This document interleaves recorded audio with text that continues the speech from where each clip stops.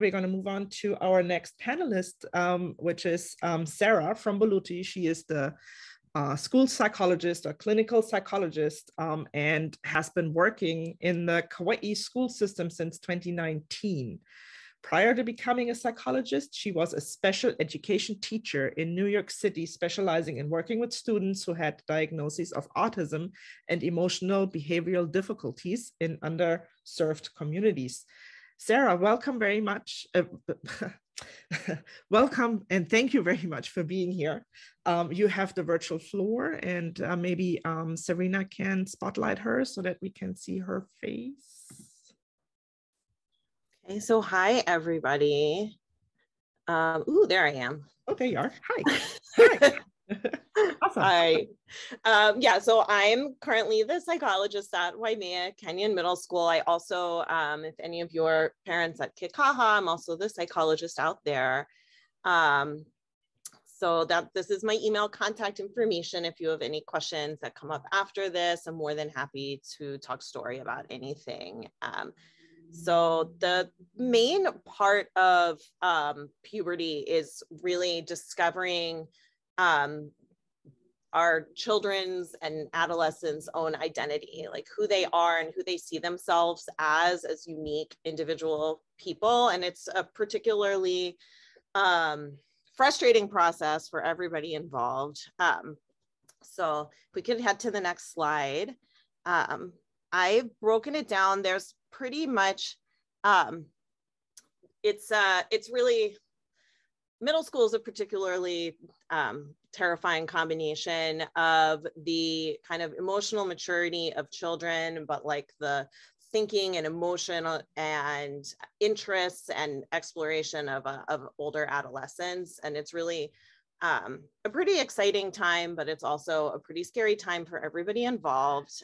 It's difficult because, you know, part of being an adult is being an independent person that makes, you know, thought out, reasoned, responsible choices. And, you know, we see ourselves as unique individuals, and that's very different from children.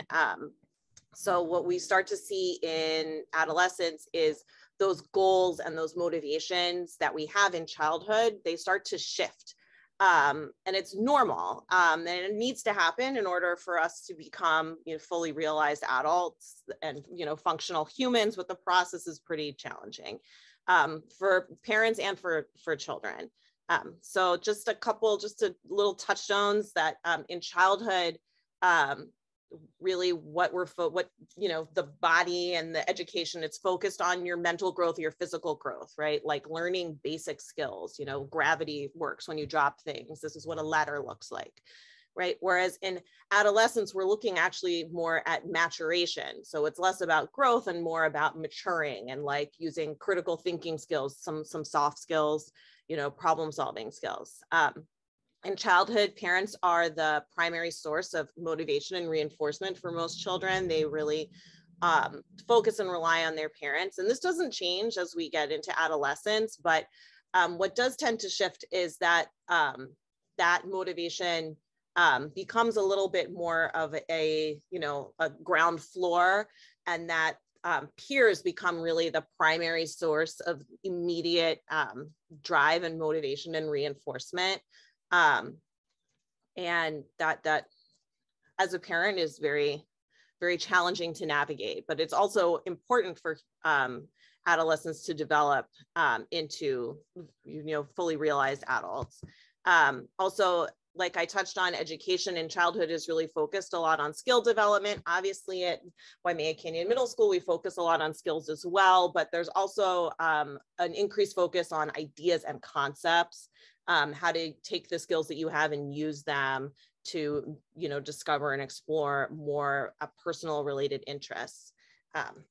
So adolescence is typically divided into essentially three parts: early, middle, and late. So if we could head to the next slide. I'm going to break them down. Each stage is a little bit different. So the age range here for early adolescence, and that's what we're all heading into, is between 10 to 13. As with physical maturation, this is a time frame that can change depending on child. There's nothing wrong with developing earlier or later, as long as it's within, that range.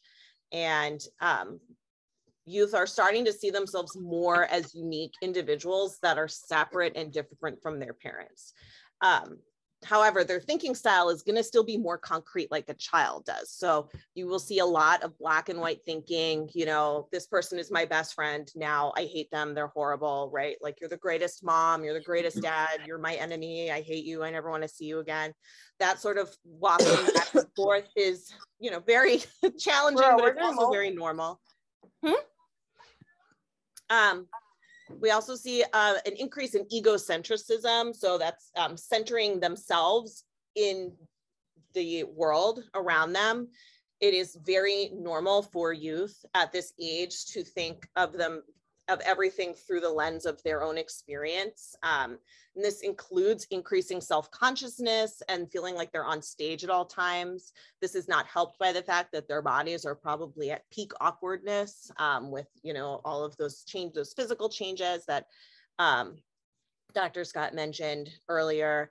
If anybody ever made their parent drop them off 3 blocks away from a school dance so they didn't get seen getting out of their car, that's the feeling, right? The thought that everybody's putting you on stage and everything you're doing is going to be judged. It's typical, and you just need to wait it out. And at this time, youth really want to safely explore independence. They want to start to look into, like, who am I? What do I want to be? What am I interested in? Not necessarily what, have I been doing with my family, or what have I been thinking of, but like, what am I, like, really good at? What am I really interested in? And as I mentioned before, peer relationships and peer approval starts to become a lot more important. And that even can supersede parental approval. It doesn't mean that parental approval and parental support isn't important. I would argue that it means that your parental support is more important, because they essentially need you as a touch pad, right? As they go out, then they want to have that safety to come home to, but they will be testing their limits a little bit more, and having the positive acclaim from their peers is going to become a lot more immediately reinforcing to them. So if you could go to the next slide, please. So after early adolescence is middle adolescence, and this is around 14 to 17. This is where youth have sort of started to think about those personal identities, and now they start to explore them a little bit more. This is typically like high school more so, but for some kids, you might see this in early, towards the end of middle school. So this is when you will also see an increase in arguing, more overt pushback on parental authority.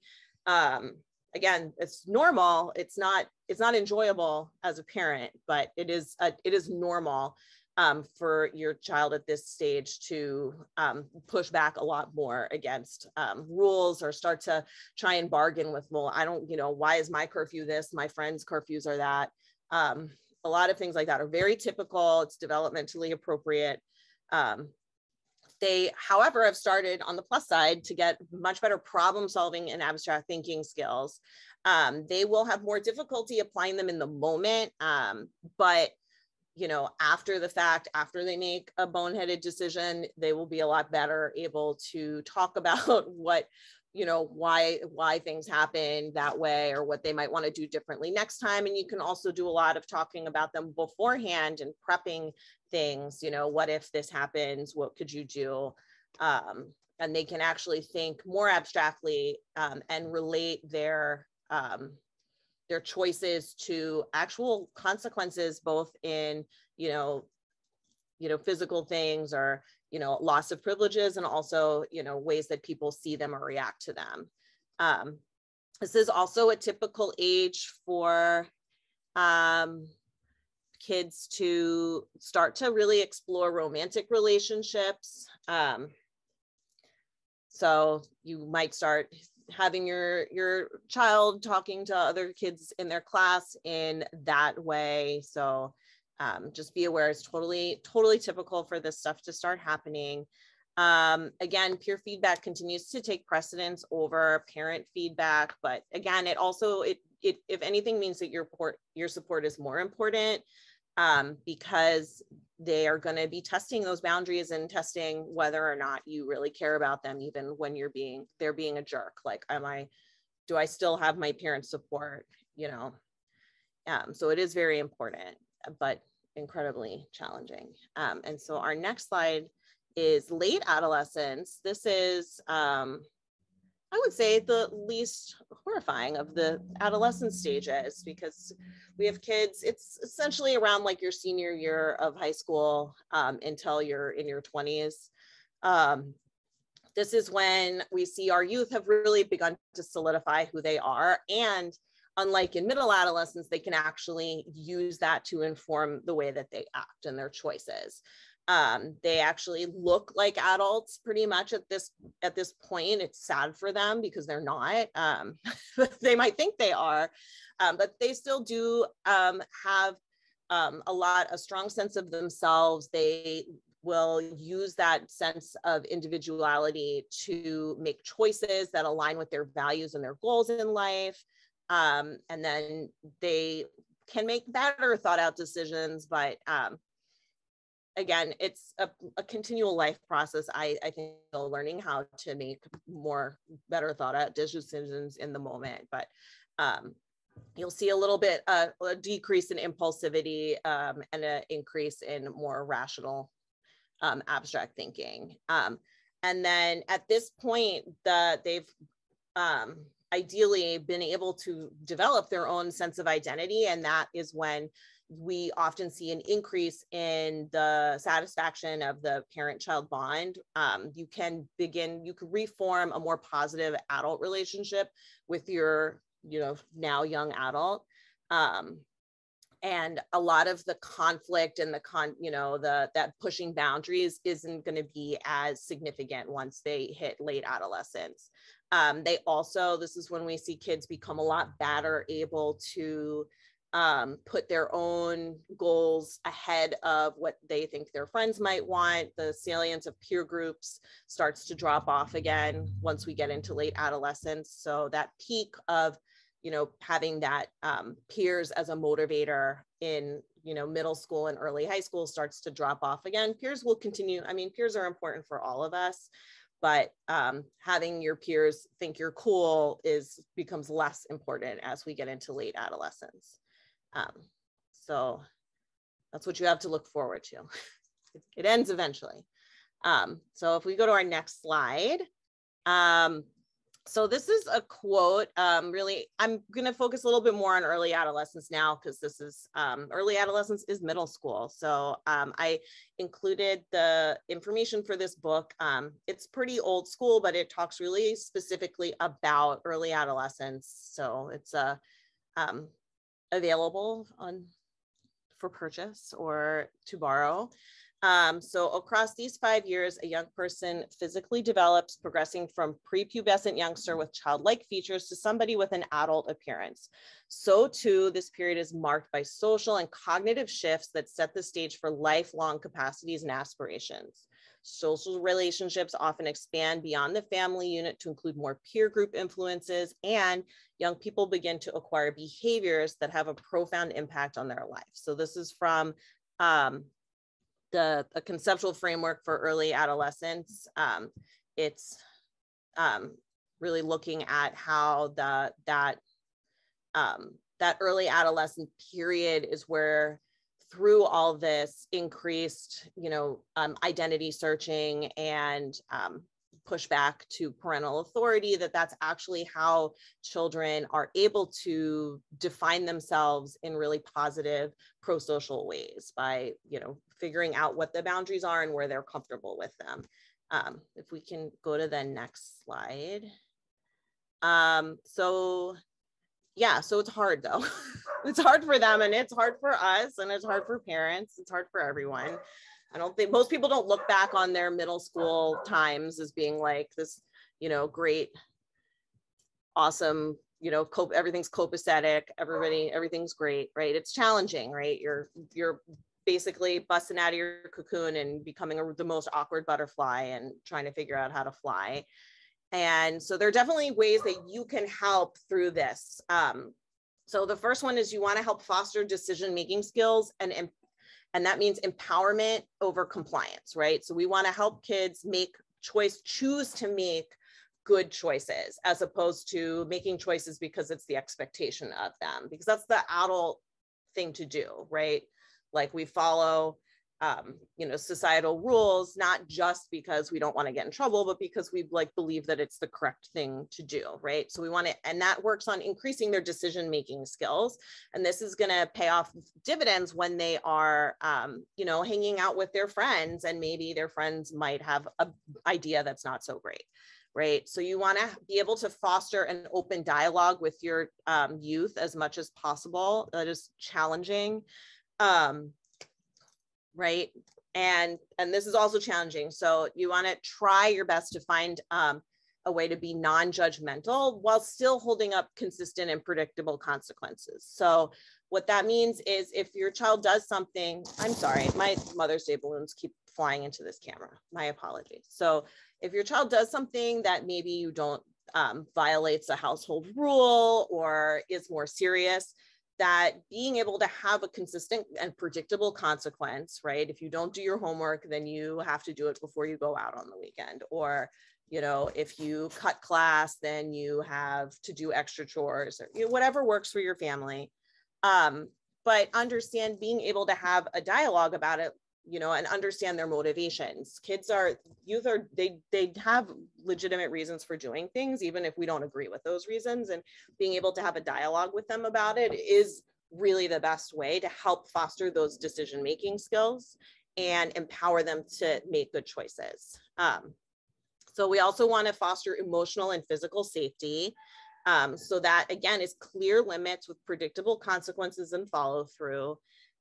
It's a little bit easier when they're in elementary school because they're small and they're more compliant. They, like, little kids are inherently more willing to follow directions. As we start to get into middle and late adolescence, we get a lot of pushback. So as long as the limits are really clear and the consequences are predictable and you follow through with them, then it will make everything a lot more easier, and it helps to foster that emotional and physical safety. Again, having a dialogue with them, it's totally fine to get angry. We all get angry, right? So that goes to the third point here, which is modeling. We model the behavior we want our kids to have. So that means if you make a mistake, we all make mistakes, right? If I make a mistake, if my child makes a mistake, I would want them to be able to acknowledge the mistake, apologize, you know, repair whatever it is, and then do better next time. And so I teach them to do that by modeling that behavior myself. If I lose my temper in an argument, I cop to it. You know, I'm sorry, I got really upset. I shouldn't have lost my temper. This is what I want to do. Let's try again. And that's fine. And that, being able to model that type of behavior is really, really helpful for young adolescents, for middle schoolers, you know, and for, you know, getting our older adult parents to do things we want to. So we also want to foster engagement while learning. As a parent, you have a really big role in this, because we, again, we're moving from just straight up skills development to understanding more concepts, right? So we want to help kids engage positively with their learning whenever possible. That includes making connections between school and whatever their goals are, whether the goals are academic or interpersonal, whenever possible, right? It's not always going to be possible. Not every worksheet is going to have a deeply personal meaning that you can connect to it, but whatever your youth is is exploring for themselves, there are ways to help them to make those connections. So we're empowering them to do it and to learn more, as opposed to just facilitating compliance. And then finally, we want to foster a positive sense of self and self-efficacy. So whenever they make a positive step towards independence, we want to, like, celebrate it. Great job, right? oh, you called your friend and set up a hangout instead of me having to do it for you. Amazing. Great job. Right. Like you reached out to your teacher and turned in this late assignment without me having to facilitate it, without them having to nag you. Awesome. Right. And help them to see that they actually are very effective, and that they can feel good about themselves, which is really hard when you're going through puberty. So if we could go to the next slide. So here's some more links to read. So again, so this is the early adolescence book, Understanding the 10 to 15-year-old. And then there's a couple of links to some resource sites about the just raising safe kids. And then I also included a free online course about behavior modification techniques. If you really want to like go get real intense with behavior modification at your home, they have a little mini course. It's not necessary for everybody, but if you are really interested, I thought it was helpful. And I believe that's my last slide, but yes, I think yeah, so I'm very proud of myself for actually doing it in the time limit. Yes, that was awesome. Thank you so very much, Sara, for sharing all this information. That was so informative and interesting. I loved listening to all of that, and I think it also made me realize that it's just a normal thing that the kids are going through, right? There's those stages, and it's just something that happens to all of them, and it's just normal, right? And yes. It is. It's hard. It's hard because we're used to our like adorable, sweet little kid that just like sees the whole world in us. And then all of a sudden you wake up and it's like this creature has moved into your home and everything you do is stupid. And, and it's awful. It's awful. It's really hard. It's hard for them too, right? All of those feelings that they're projecting on you, they feel themselves, and it is normal. It is unfun for everybody. I also just want to tack on to what Dr. Scott said is that, if you have, moodiness, pushing away, all of these, horrible things that happen in adolescence are all normal, but when, so it can be hard to identify, to differentiate between what's sort of normal adolescent emotional volatility and like a significant health problem.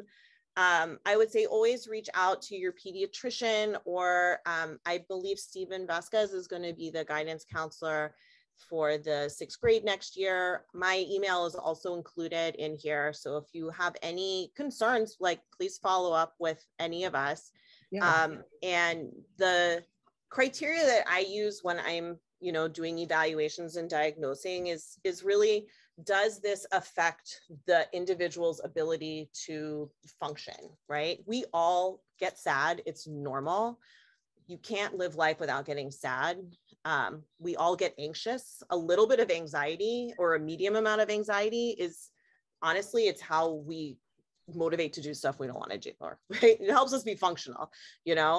Nobody's working on like their homework assignment unless they have like a little bit of anxiety about like what happens if I don't turn this in, right? But it's when it starts to become something that limits your ability to function, right? Like you can't go to school because you're so scared about this presentation, or you lose interest. You don't just lose interest in your old childhood things, but you lose interest in all of your things, right? You never want to go out anymore. Yeah. All right. Thank you very much, Sara, for sharing all